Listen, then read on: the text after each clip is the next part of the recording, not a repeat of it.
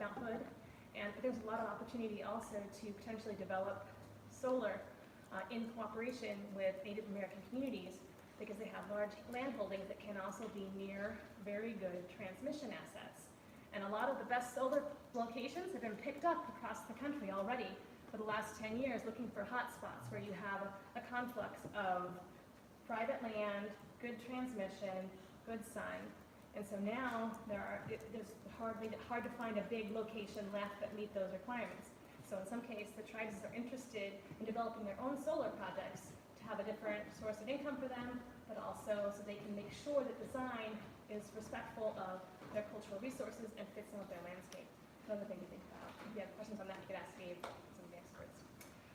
So yeah, I'm working. Yeah. What does the storage mean? So, You were talking about solar energy storage. yeah, I mentioned two types. There's a battery storage, which looks kind of like a big refrigerator, right? But I mean the big ones that's The big one? being proposed here. Here, it's going to look like a lake to you. What will happen is they'll build tunnels with pipes and a spillway. It looks like a hydro facility, like a dam. So you won't see you're not going to see like an industrial site. What you're going to see when they're finished is just going to be a dam. Otherwise, batteries are going to be like probably housed in containers, like a 18-wheeler, a big container that you put on a ship. And there'll be a lot of them together, like a farm of those batteries. So is that approved here? To use those batteries? No, to have The pump storage? Yes. Not yet. Not yet. It's in process. There's a draft environmental impact statement that was released, and that's the environmental evaluation. Because these projects will have environmental impacts, they must be mitigated to a certain level in order to receive approval. So this project is not happening yet, but it's in your area, and it may be that it does get approved, I would say, in a couple of years. And if that's the case, it could back up a lot of renewable projects that could get built in the region, which would be very exciting. So when that facility produces, all this energy, where does it go to? The residents, or you can buy it in some way? So in that case, it's storing power until it's needed. And a project of that size is utility scale. It's going to go to the power company. It's not going to be something that can be accessed by a residential group. So community solar is a way to get a larger project than you would have on your house. That pump storage project will support large-scale utility. And it's transmitted through cables? You have to have electric transmission at all of these. So if you have solar or battery storage or pump storage, you have to have electric transmission. And often that's a limiting factor in developing your project. If you don't have a big transmission line already, you have to build it. And a big transmission line, that's a couple $1 million a mile to put that in place. And so you have to make sure you have a project big enough to warrant the investment in the transmission infrastructure. And you can't just go build a power line because it sounds like a great idea to connect your solar. You have to go through the planning process that you mentioned, and you have to get approval for that and work with the utilities. It's such a big network, and it can't be that your project, by being built, would adversely affect the network that's already in place. But I think it's very exciting to have storage being built of that scale down in Southern Oregon to really encourage that solar development. Thank you. Sure. Any other questions? Yeah. How much storage are we talking about exactly? I think it's 300, 400 megawatts, I believe. Any other questions? Oh, I know one more thing. So Solar Oregon, also, we're having a meeting coming up end of November. I think it's the 29th in the evening. And that's our annual meeting. People are invited. This is another group that's really encouraging solar education. We put on happy hours around the state, and we also help fund people to go to schools and give lectures and talk to people about solar jobs and how solar works. So it might be a group you're interested in participating in. You're welcome to come to our meeting. It's at Lagunitas Brewery, if that piques anyone's interest. Any other questions I can answer? Yeah. From a, do either of you have any kind of like practical advice for people in the community that might be thinking about, how do we do more renewables in our community, but I'm not a developer, I'm maybe not even in community solar, like who would I talk to in a community to start that process going? Any practical experiences that have led to good outcomes?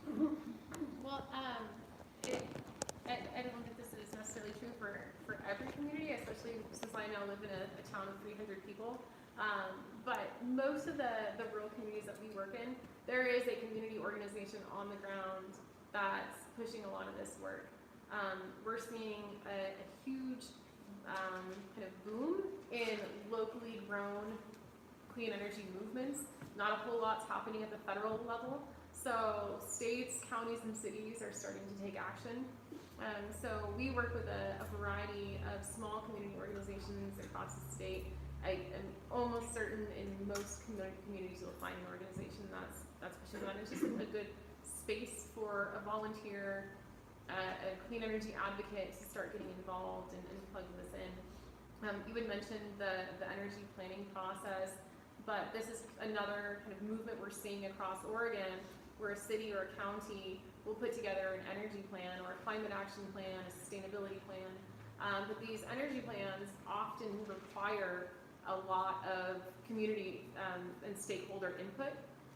They're always looking for folks to get involved, and these plans become really concrete roadmaps for a community and say, okay, here are our goals by 2050. We want this percent of our energy coming from renewable sources. We want this percent of our energy coming from sources in our own county. And so there is a movement for more of these community energy plans. And so if you're interested in figuring out where those are taking place, I'd certainly be happy to plug you in. I have a question about, you mentioned that the bulk of the actual panels themselves are mounted ground rather than roof or structure. Is that based primarily on weight? Well, my experience is that a lot of times buildings don't have very good roofs. Okay, Like, yeah, so public it's schools, structural. Yeah, structurally, you'd have to go redo the roof and then put the solar Sure. panels on. Do an older building, it may be easier to go ahead and build over a parking lot. For example, I was Right. meeting with Portland Public Schools last year, Yeah. and they were going through a bond measure, and they are going to actually rebuild 3 schools. And so those are the ones they wanted to put solar on the buildings. But for other ones, it was gonna need to be other property that was on the school premises. So that's pretty much why. Right, they do a lot of parking lots where it'll give shade in the summer, obviously. Yeah, another option. Okay, and then, I'm sorry, I'll think of my other one. That's Thank you. okay. You also asked about how to get involved, and that's one way. My community in Astoria also has a school bond measure, and so they just passed it, if you're delighted. But part of that bond measure was committing monies to energy efficiency programs, and a certain amount of money needs to be put into energy efficiency for these school remodels. So I've been talking to them about how to identify which of their school buildings would be a good fit for solar, and they are solar builders are happy if you send them your address and you ask them, hey, would this building be a good fit for solar? So they can help you understand what it would cost to put it in, what your options are for technologies, and they haven't been sharing for a long time. So I went and had one help me. I sent them all the school address and said, which ones of these buildings might be a good fit? And sure enough, they were happy to send them back and let me know, so the superintendent know that yes, Lewis and Clark Elementary and the high school could be a very good fit for solar over time. So they're working that into their plan now. And I've offered to help them with needing resources for who might be able to give them bids as they go on with their school improvements. So I think you can get involved locally in a project like that. Just help your community become aware that you may not have thought about this, but actually if you put solar on a couple of your community buildings, your aquatic center, you guys could make quite a bit of money for your community longer term if you just include solar in your planning. And that doesn't involve any extra property. It's just building on existing buildings that might be in the community. I know that Classic Community College up in Astoria already has a solar set installed. Yeah. So I recall the second part of my question.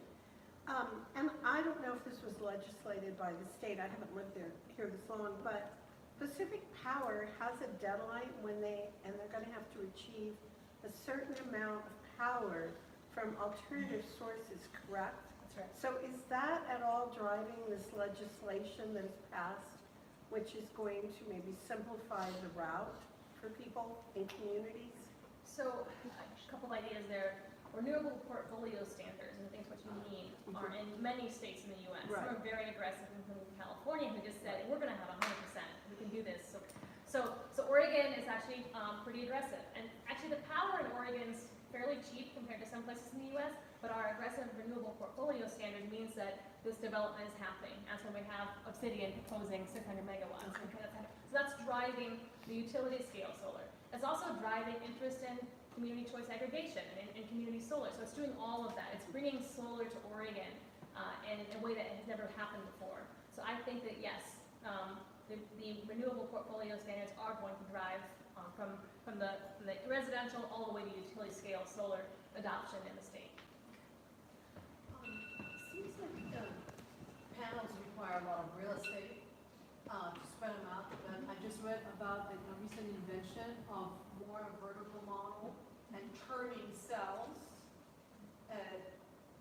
depending on where the sun is, that's like 50% more. Factors. Yeah. What you're talking about is some exciting new technology that's coming out that I bet some of these students will be involved in creating over time. There's also floating mats for solar over reservoirs. There's some really interesting things coming out that in certain situations could be very advantageous. I just love to see more solar built on already disturbed properties, because you're right, it takes up a lot of real estate. So over a landfill, if you can deal with the risks, right?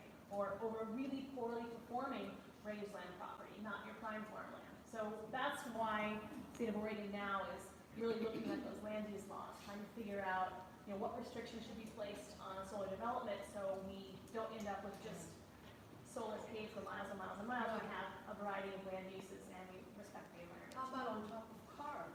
Sure. Pavement, the roadways now Yes. have solar panels. I think we're gonna see solar panels all over the place in the next 20 years. It'll be very exciting. In a town that's like closing in on its line capacity, what would you suggest to do about that? That's a problem everywhere. You need two things when you're building solar. You need a customer, your power purchase agreement, and you need transmission. And the fact that you need transmission is really what's kept me in business as a consultant, because you need to have studies done to see how exactly you're gonna get capacity for your project. And these solar queues can be long. You can have 15 projects in there, and it could be, 2035 before you might get your project built, considering the competition. So it's a huge, huge problem. And so people have to decide if they want to build more long-distance transmission, or if they want to have more of their solar and storage built locally.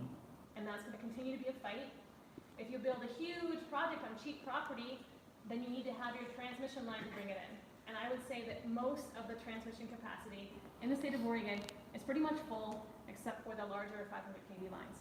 And if you have a 500 kV line, you don't want to just build a new substation and pop in your 3 megawatt facility. It would never make financial sense. So that's why you have to go big. Because if you want to interconnect to a larger transmission line, the big substation with a big cost, even a big project to help pay for it. And I'll just say one strategy that we've had to discover through our process of building larger community solar projects is, in one case, we partnered with a developer that was already putting together a solar project, and they're essentially peeling off a smaller portion of that larger project and repurposing that as community solar. So as we're starting to see some of these larger projects come online in the state, it might be worth inquiring who those developers are and seeing if they have any interest or appetite for putting a little bit of community solar in, as part of that. That's a really good point. And when developers are looking for sweet spots to develop, what they really do are concerned about land control. And so if it's possible for your community to have property that has appropriate zoning and land use control to encourage solar, then you can potentially have a public-private partnership with the developer to come in and develop that property for you. And then they would deal with the transmission issues. So I think that's one way to get around that type of problem, is to push it onto a developer who would come in. But they need to have a surety of land control in order to want to commit to something like that. Yeah. Is there a shelf life for the panels? Say from on top of the house? Yeah. Oh, I think 20, 25 years. And by that time, you can imagine that there'll be much better technology available. So you'll be happy to retire those old panels and install something we haven't even seen yet. So I think mostly when financing happens for these big solar projects, I think that's about the lifespan, maybe a little bit longer depending on what they negotiate. But it doesn't mean that if one you put on your house would stop working, right? It would just mean that you may choose to upgrade to something new. It could be that it's just not as efficient as they once were when you originally installed them. Any other questions for us? Actually, I'm wondering, could you just speak a little bit more about the battery market in Oregon and what that landscape looks like? That's kind of a little question. Sure. So I actually don't know a ton about the battery market. I do know that these Tesla-style batteries are not the only game in town. some of you may have heard of flow batteries. Flow batteries are more of a chemical battery, and they can be, instead of like a refrigerator or a container truck, it's more like a big tank.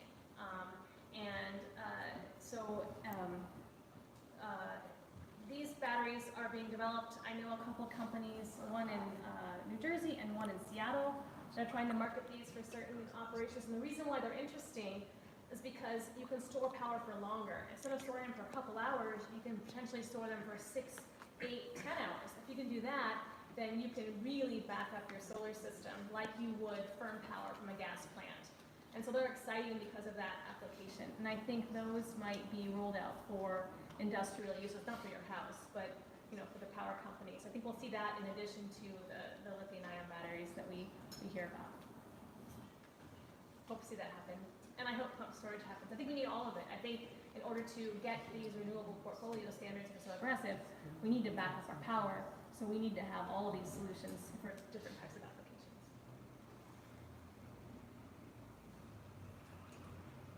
Any other last questions? I have a question about having these really large projects be linked to large development, and you mentioned the data centers. Yeah. And from what I saw, the data centers up in Warm Springs around Eastern Oregon. Yeah. I don't know how much they're actually really supporting at all anything for permanent jobs. I think Yeah. they're creating temporary jobs, and then the people that made those centers were allowed back into these places. So I don't know how much they're actually supporting communities.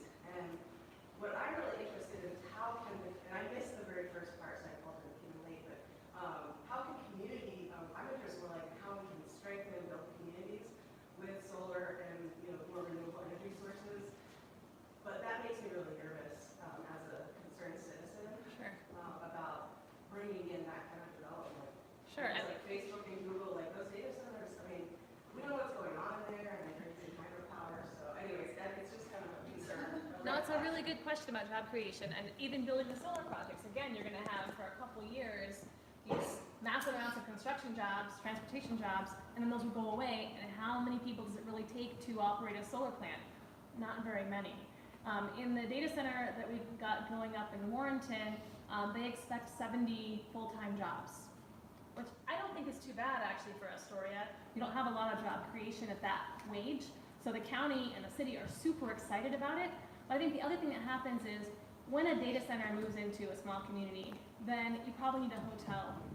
You might also end up with an environmental science center with the local community college. You might end up also with some extra housing that gets built for the workers. So the job creation isn't just about the data center, it's the other complementary development that will happen in the area.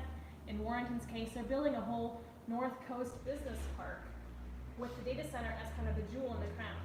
So the hope is, and it's not built yet, so I can't say it's going to happen, but the hope is building that data center will create a center of growth that has multiple opportunities for the larger community. And I hope that happens. Well, what we've seen, it's not about hope, what we've seen is that they're not actually giving jobs to people that live in these areas, that you're bringing in people for jobs. And what we've seen even with like the LNG campaign is, and the fossil fuel Right. industries, that those are man camps, and those actually become a threat to indigenous communities. So I don't know, I'm scared, or I have fear around that. Well, this is And exactly. I want to see projects that really support local communities. I absolutely agree. And often the reason those jobs go to people from the outside communities is they have the skills, electrical engineering or whatever it might be, to come in and take that job. However, this is why when these big projects are proposed, there is required public notification and public participation. So I encourage all of you to do that. This big project Obsidian's planning, over in Christmas Valley, they have public meetings. We had our first public meeting, over 100 people came, and they had a lot of questions like this. It wasn't just about, it was also about, you guys come and build this big project, then what happens to emergency services? We have a small budget for that in our area. What if there's a problem? How are they going to respond? So really, really good questions that are hard growing pains for a new industrial facility in a rural area. And that's why it's so important to provide written comments so that the agencies must respond to those comments, and hopefully mitigation will happen and in some ways can resolve some of this. Because it's very difficult to have a community that didn't have any of this before suddenly have the burden of the development on them. And I really sympathize. That's why I encourage that participation. So you can, everyone has a comment, everyone has the opportunity to comment on these big projects. That's what the planning process is for, to give you that opportunity. That doesn't answer your question fully, but I really think that participation. Yeah, I mean, we'll participate, that's not the question. We're definitely going to be participating and doing public comments. My concern is, or maybe what you could speak to, is how is this solar different from liquid natural gas and fossil fuel industry? And I just don't understand. Capitalism doesn't support communities, and that seems to be alive in these processes. Then we see, destruction within these communities. So if you could. Well, I think the developers have an obligation to talk with the community members and stakeholders about what benefits the community will specifically receive if this is built. And those are discussions to have with the stakeholders. It includes interested landowners and the county and the cities, and make sure that the community is going to get enough benefit to warrant this new development. And there's not an easy answer. It's just that I've seen projects where that happens very well. A school is built, new transportation routes are planned, multiple things that community might need are included as part of the development package. And I think it's up to all of us to make sure that happens, so that our communities benefit when these projects come in. And just another plug for community solar. I'm a big fan, but I liken this to a bit of a democratization with our energy, whereas we had far less control in terms of where our energy comes from, who's using it, where that generation goes. We're seeing a lot of development here in Klamath County and Lake County, and I know that folks are looking at these big projects and they don't know who's benefiting and what this means to their community. And so because of this new opportunity, we are seeing the balance of power really shift, and communities can build their own projects now. You can build your own project, you can keep it local, you can create a project that only hires local workers. You can make sure that the taxes stay in the community. There's ways that we can design projects that maximize that community benefit in ways we haven't seen before. So we're really excited about those opportunities. And I have to say, in my 20 plus years of working on energy projects, I've worked on 6 different LNG projects, and of all the ones on the West Coast, none of those got built. I've worked on multiple transmission projects that did not get built, and the solar projects, those got built. But I guess my point is that there's a pretty rigorous planning process. It takes many years to get through, and I like to think the poorer projects get weeded out. And the ones that do get built are the ones that had to make all of these changes or do mitigation to accommodate the local community and are a better fit. So I'm really glad those environmental laws are in place so that the projects do get vetted. And so, anyway, that's any consolation. Yeah. I have an additional question. So with the invention at the rate that they're going, do you perceive that storage energy, solar energy storage, let's say in the size of an air conditioner, that eventually, I think, will exist soon, will just blow out all these power storages that are being, built because of transmission issues?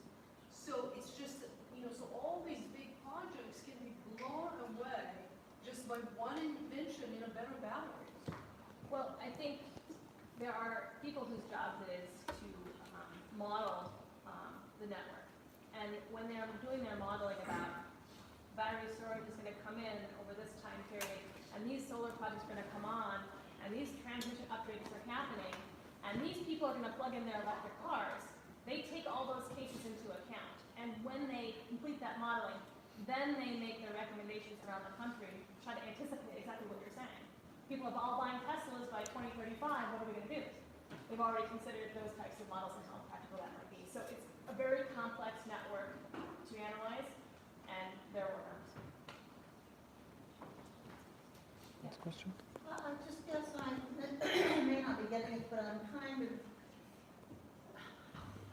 disappointed and kind of unclear on how you're saying they have to be big projects, and you're saying the network has to be planned on a large scale. How are we benefiting locally and getting more control over our own power and having a less vulnerable, gigantic thing that could go down? That replaces specific power, basically. Yeah, I'm just thinking, are we just exchanging one big thing for another big thing? It doesn't have to be big. I didn't mean that the projects have to be big. Projects can be big. If they're big, the benefit is that the cost per kilowatt hour goes down. So it means cheaper rates for your ratepayer if you have a larger solar project versus a bunch of little ones. You still have to permit the same way. So I think that a community may want to build a large project, or they may want several smaller projects. It's really up to them. But I think that big developers that have a lot of cash to put into the upfront cost for these often want a 50 megawatt project or larger because that makes sense for their financing. So if you're a community that really doesn't want a big project, then you should make that clear. Talk to your county managers, talk to the city, say, hey, we think this is a better fit for us. We'd like to see our schools retrofitted.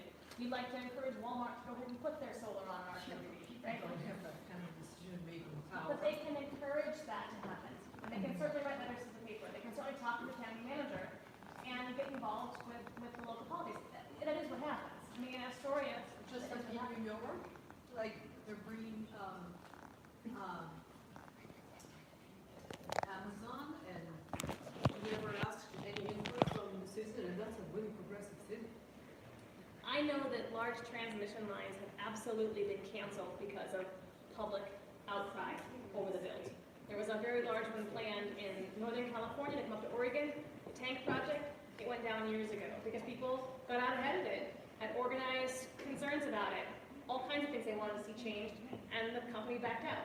So it does happen that communities that really don't want a project can make sure it gets changed or kick it out entirely. So, you see both. But And if- sometimes a project can be designed to be a good fit, which is what we're hoping for. In some cases big, in some cases small. And it's good conversation in terms of what's coming up next on our agenda, because next week, or December 6th, our final workshop is actually on community energy planning. So we're going to be having a woman named Marla Harvey, who served as a coordinator for Hood River, who just wrapped up their community energy plan. And it does a lot of the analysis that folks are bringing up. How much of our current energy, when we sell it or use it, how much of that profit leaves our community? How could we incentivize projects that would keep it here? What sort of ownership models would we need in order to stimulate local economy? And so Jennifer is exactly right. There is an existing permitting process. In a lot of ways, it's inadequate for this scale and of planning. And so one of the reasons why we promote at CSE and why OREC is looking into this and all the rest, and PHMRC, is that we actually want to have these conversations, not just in a room thinking abstractly about things that might happen, but ask that. What do we want out of an energy system here? And actually hold processes and kind of like force those discussions. So there are communities that have done it, communities a lot like Klamath Falls that are doing it. Lake County, more conservative than Klamath Falls, and they've got their own community energy plan that's been going for a decade now. So it's totally doable. It's things that community members can do all the time. So if this is a stimulating, interesting discussion, I invite you to come on December 6th, same time, to join us there, and we'll have that conversation in more detail. Any other questions before we? Yeah, actually, I see. You know, I'm from Arizona, and we did a lot of work on the California desert, and the corridor, we call it, where $1.5 billion projects, we had 5 going.